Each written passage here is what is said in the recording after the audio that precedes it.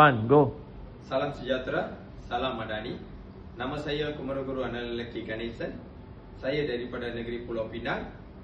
Baru-baru ini saya membuat satu rekod yang terbaru di Johor Bahru.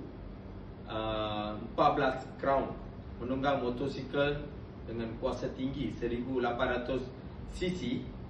Dengan keadaan seperti ini, saya membuat 14 crown dalam kilometer 714 pada hari 13 Jun 2026.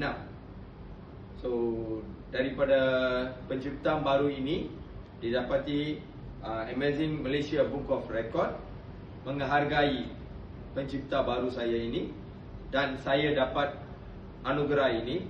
Saya berterima kasih kepada keluarga Amazing Malaysia Book of Record. Sekian, terima kasih.